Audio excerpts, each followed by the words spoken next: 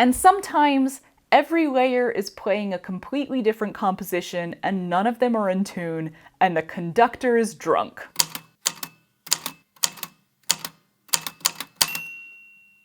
I remember the first time that I realized, as quite a young kid, but still it was a very distinct realization for me, that music is comprised of many different instruments and that those instruments are not playing the same thing. The violins, the trombones, the piccolos, the harps, each are playing their own separate tune, not just the melody there at the surface that I was paying attention to. And it is only when these tunes are played at the right time and the right pace and the right pitch that you get the entire complex, layered musical composition. Have you ever seen sheet music for all the different instruments in an orchestral piece, or like all of them together on the one sheet of paper with just stacks and stacks of staffs and so many notes and symbols and annotations? Down here, the tuba is holding one long note while the cellos are zipping back and forth frantically and the flute is dancing around over it all. Also, the sheet music for percussion is fascinating to me. What is the difference between an X and an X in a circle? I could just ask my partner. He is a drummer. This is the best example I've been able to come up with for what the inside of my brain sounds like. I say sounds like because I am almost entirely auditory in my mind. I do see images sometimes, but it's by choice. I choose to visualize something. I do not choose to hear things. I cannot choose not to. The concept of emptying your brain has always fascinated me. I sort of categorized it as a myth or an old wives' tale when I was younger. There's no way anyone can quiet everything going on in their head, right? To think nothing is a laughable impossibility, right?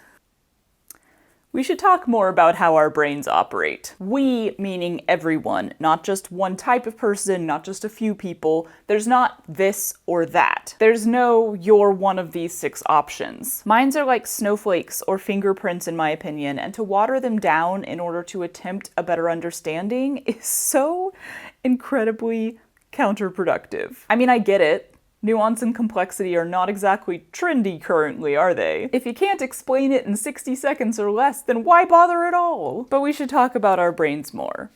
Deeply and in detail. The first time I asked someone how their specific brain worked was only a few years ago. I had an assumption that they would have a ready answer because part of the way my brain works is that it thinks about how it works. It analyzes every single detail of its own operation in this endless, inescapable cycle that has been going on for as long as I can remember. And it was so surprising to me when this person had to think about how they think. That was the first realization that came from this conversation, the first bit of understanding I gained of one other individual human brain. Not everyone thinks about how they think. Not everyone prepares speeches. Not everyone scripts answers to any and every question they can possibly dream up. Not everyone has an undying monologue on that melodic line, rivaling the operatic arias that are written to show off a soprano's full range and breath control. I've started to verbalize my thought as having layers. It seems fairly recent that many have been shocked to discover that some people do indeed have an inner monologue. It's not just a narrative device for a TV show. In the same way that I was fairly recently shocked to discover that there are indeed people capable of clearing their brains and thinking about nothing. You can be told this is the case, even by someone who has that exact experience. And if you're on the opposite quadrant, it's still so unbelievable, ununderstandable. If you say you can think about nothing, I'm gonna believe you, I guess, unless I know you to be a compulsive liar, but that's getting a little too specific here. No, don't go away. But I am not capable of understanding what that's like. It's not a sensation that I can imagine.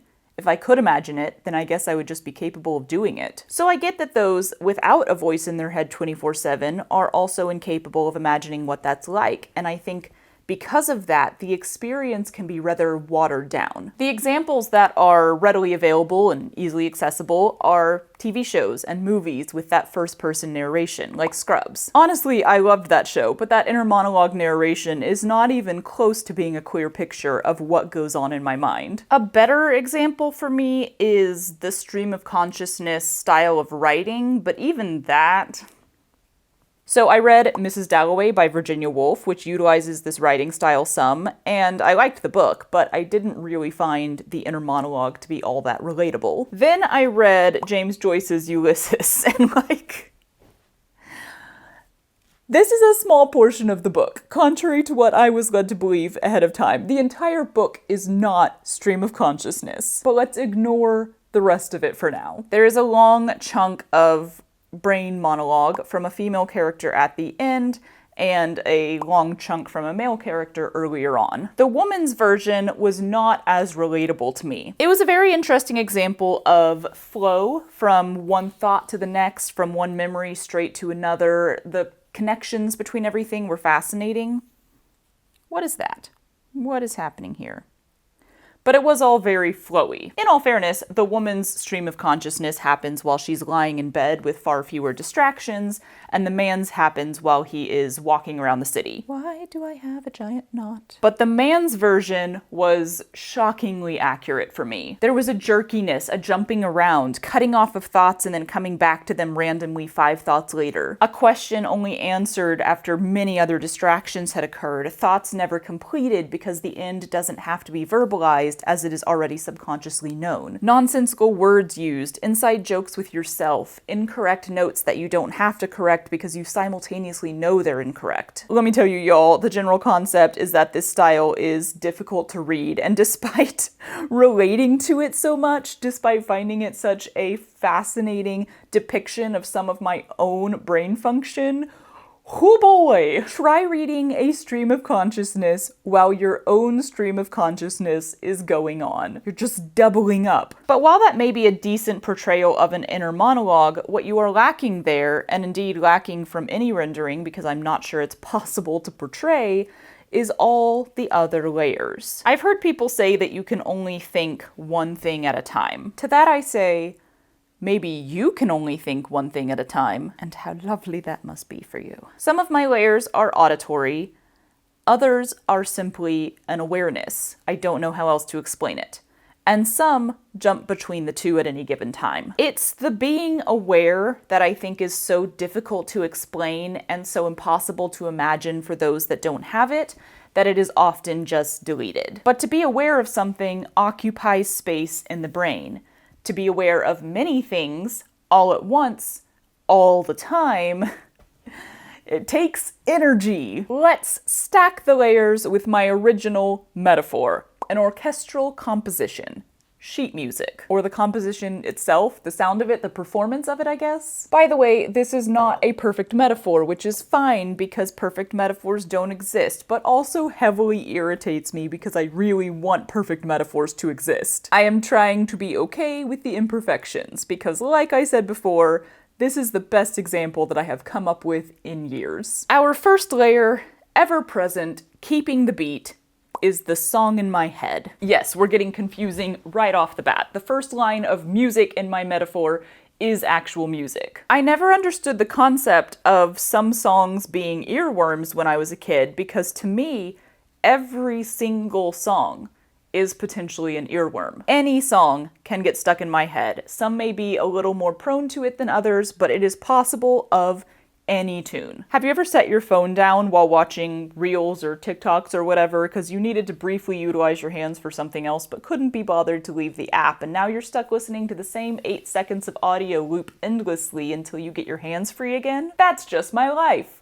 All the time. It's never whole songs that are stuck in my head, it's chunks of them. Often it's because I don't know the lyrics or I can't remember the tune of the whole thing, so it'll play as much as it can and then jump back to the beginning of that segment. Short form content has massively fed into this. Now I just have trending audios playing in my head all the time. The loop is built in, wahoo! Of course that doesn't stop me from doom scrolling for some reason. I've even had 2 songs stuck in my head simultaneously before, and I can't really explain how that happens or even what it's like, but if you play two songs from two different phones in front of you, you can hear both of them, right? But now, like, try to imagine that your brain is doing that inside somehow. When I was a kid, having chunks of songs looping endlessly in my head would keep me up at night until I would be in tears. It felt incredibly uncontrollable. I was all about fixing my own problems though, so I came up with solutions. Focusing on the song, letting it become the leading thought in my brain, and then attempting to sing the entire thing all the way through start to finish to break that looping cycle, even if I had to make up the words. That rarely worked. What worked better was trying to drown it out by making other layers of thought louder, which is how I became a storyteller, because I would dream, as I called it. I would write stories in my head, reading them aloud to myself as I wrote them, so that as much of my brain as possible was focusing on that, and the looping song would get quieter. This was actually my most effective method of falling asleep when I was younger, and I don't even remember when I started doing it. I had to have been so young. Ironically, that method got harder and harder as I got older, because I simply have fewer stories to tell myself. You would think I'd have more, but no. So down at the bottom, there's a song, always and forever. Above that, we've got another looper, the scenes. If the songs are the drums, then maybe the scenes are like the other percussion. This isn't always happening, but when it does happen, it can be worse or louder than the earworms. And I realize I just said that I have to choose to see images in my brain, which, yes, is true, but I suppose this is the exception to that rule. These are scenes from media that I viewed that get stuck in my head, looping like the 8 seconds of audio, but in a visual way. I feel haunted by this layer when it occurs. They are commonly fictional scenes, usually graphic moments from movies or TV that I've seen. I don't think there's ever been a real-life memory looping there, but then I'm also privileged to have never seen anything really horrific actually in front of me. This is why I'm very cautious about what I watch. I can again remember lying in bed as a kid, even as a teenager, sobbing, having actively been trying to fall asleep for hours, while the same few seconds from a movie I kinda knew I shouldn't have watched looped in my brain. It wasn't even that I was scared or horrified by the images anymore. I never had nightmares or anything. I simply couldn't turn them off. I quickly learned that the best remedy for this was to just not watch things that could possibly stick in my brain. So yeah, to this day, I will pass on so many TV shows and movies that people are raving about because I'd rather not risk it. People say, oh, it's not that scary, or oh, it's not that graphic, and I'm like, it does not take much to get stuck in that percussion layer, and I really like sleep, so I would just rather not take the risk. Now we get to the layers and layers and layers of awarenesses. I'd call these the string section. Cellos, violins.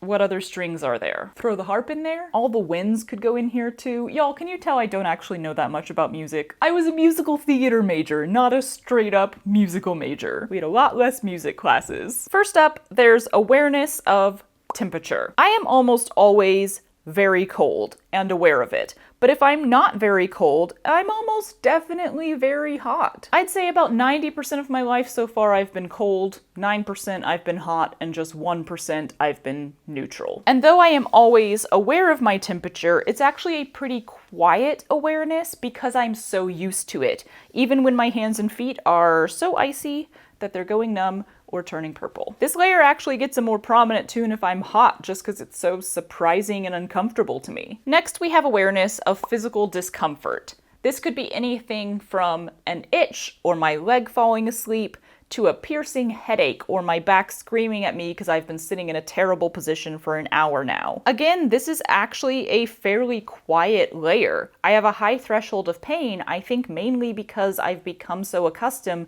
to ignoring this layer and just letting it play out quietly in the background. Obviously, it becomes louder as discomfort morphs into actual pain, but it takes a lot for me to allow whatever instrument this is a solo. Prime example of this, I gave birth naturally in the bathtub of my apartment.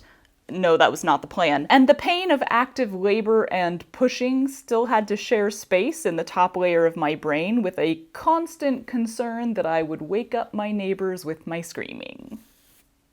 Moving on. Now we have awareness of what I would call physical sensation, Basically, things touching me. And yes, this is actually a more prominent layer for me than physical discomfort. I am aware of this contact in my eye that does not seem to want to be there. I am aware at all times of the feeling of my clothing, the texture of the material, the places on my body where it's tight versus loose, where the edges fall, if it's sitting on me correctly. This is, of course, why clothing being comfortable is such a high priority for me. I'm going to be aware of it whether it's comfortable or not. Being comfortable doesn't remove the awareness. But this layer is so much louder if the fabric is itchy, if it's cutting into my neck, if my sleeves are in the way. I think this is why I prefer to wear as few articles of clothing as possible. It's why I don't like jewelry. It's part of why I don't like socks and shoes. It's probably why I didn't like coats as a kid. The prominence of this specific layer is something I actually have a slight bit of control over, and I am doing my best to keep it as quiet as possible,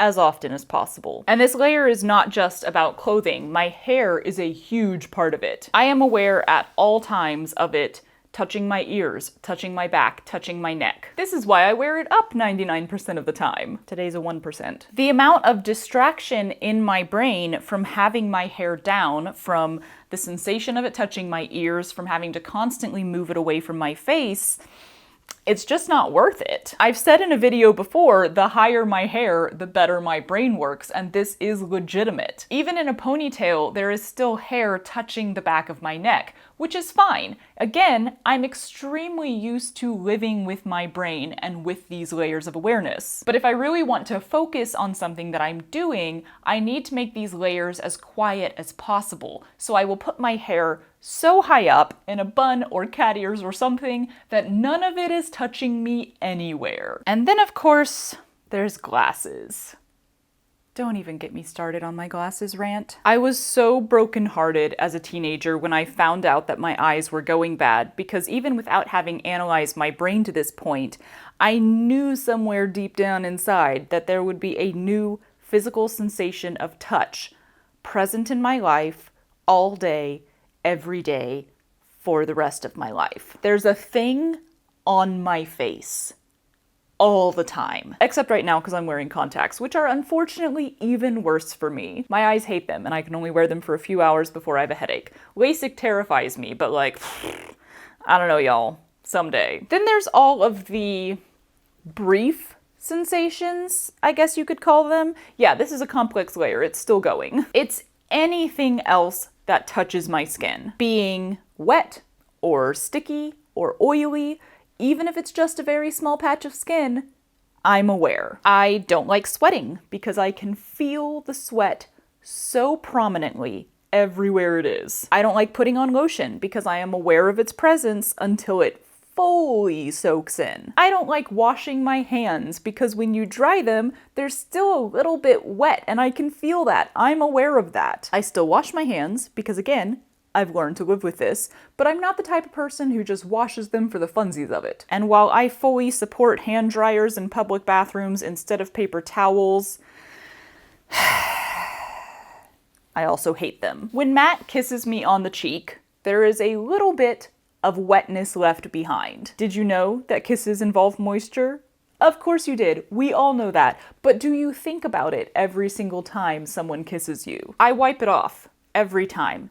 And I felt really bad about that for a very long time because the general concept of wiping off someone's kiss is like, you didn't want it, or you didn't like it, or ew, gross, don't kiss me, how dare you. It's none of that.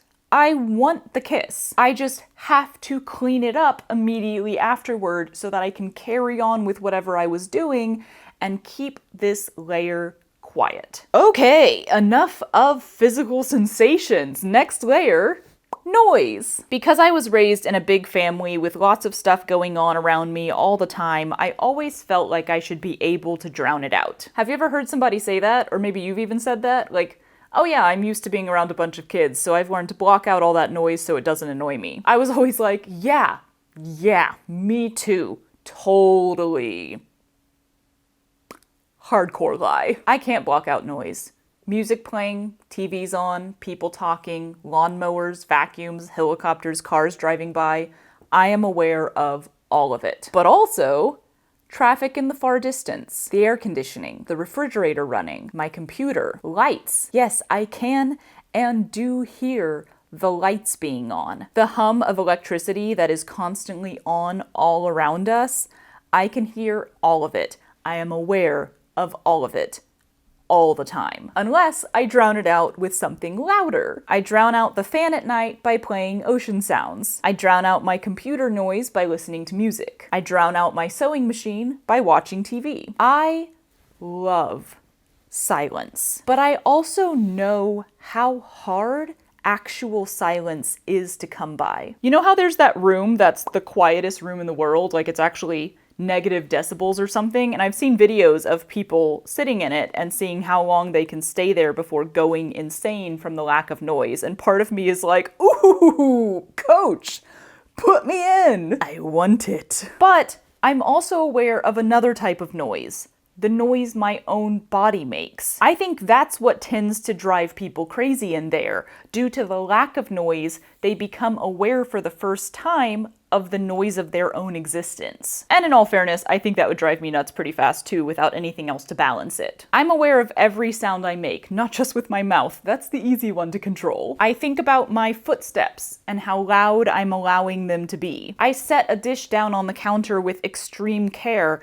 not because it'll break, but because it makes noise. And for some reason, I do this even when I'm alone and there is no one else around to hear the noise or be bothered by it. Also, I can frequently hear my own heartbeat, to say nothing of my breathing. This is another thing that would keep me awake at night when I was a kid, being unable to stop hearing every rise and fall of my breath, or the constant, undying, literally, beat of my heart. It was never comforting or peaceful to me. It was more like, well, you know, the concept of torture by repetitive noise. You can do it. Oh, big boy. Puppy break.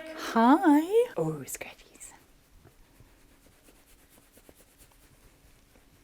Do you want to sit and stay a while? Your fur is already in my mouth. Oh, thanks.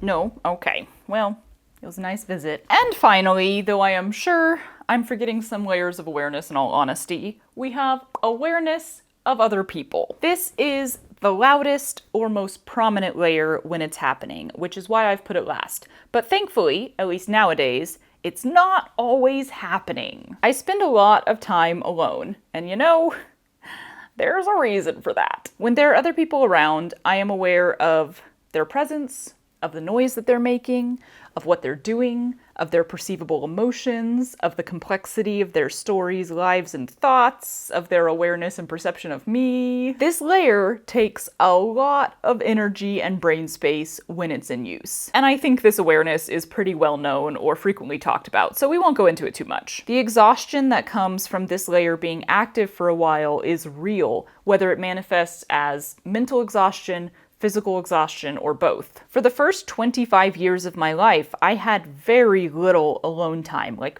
very, very little. And I was tired all the time, and I did not know why. I just categorized myself as a non-energetic person, which, like, okay, is a fair and accurate categorization to this day. But after a childhood where privacy was not allowed, and then kind of pushing myself at breakneck speed through college and jumping right from that to having roommates and working with people for 60 to 80 hours a week, and then doing that again and again and again, I started to wonder why I never stopped being overwhelmingly exhausted. So these days, sometimes I think I'm alone too much. I'm like, I don't know, society says you should be spending more time in society. But also I kind of think I'm still recovering years later from the first 25 years of my life. And having the privilege of silence from this one layer of my brain, yo, it's hard to let go of. What instrument is this? I don't know, maybe like the bassoon? No offense to bassoon players. The metaphor isn't perfect, but it's whatever instrument would get really exhausting and annoying if it was the loudest one you heard all the time. Oh, smell! That's the layer I forgot. Yeah, that's another awareness layer in there somewhere. Awareness of smell. Luckily, this one is not super present all the time, or at least because I find so many smells to be either neutral or pleasant, it's not super loud all the time. But when it decides to ramp up, It can be really distracting. I'm not sure about this yet because usually the only person that I have to compare notes with is my partner, and I'm beginning to think he has the most insensitive nose ever. But there's a possibility that my brain actually loops smells the same way that it loops sound or visual, as in it keeps playing the smell even after the actual smell is gone. Again, not sure of this because when it happens, when I feel haunted by a smell and I can't seem to find where it's coming from or how to make it go away, I'll ask Matt if he smells the same thing and he always says no. Can he just not smell it, or is it not actually there? I don't know. Those are the awareness layers, the strings, the woodwinds. You'll notice I saved the brass because there's another set of layers sitting on top of the awareness layers, and they are a little brassier. I call these layers lists and concerns.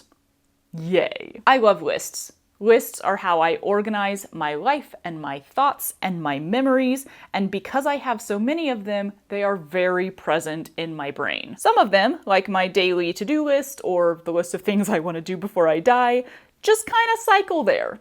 Constantly. It keeps me on track, it keeps me productive, it makes it really hard to relax sometimes. And of course, concerns, worries. I think most people have this layer or this present in their brain regardless of how they specifically function. For me, this layer can be destructive or all-encompassing. Therefore, I'm actually fairly good at keeping this layer quiet or in the background, which I think can make me come across as a very laid-back person, or even as a person who doesn't care about certain things. As a kid, I was always being called sanguine or phlegmatic, I think just because my mom was into that specific personality type characterization stuff. I remember people saying, "What on earth could you be worried about? You're just a kid." And I'd be like, I don't know.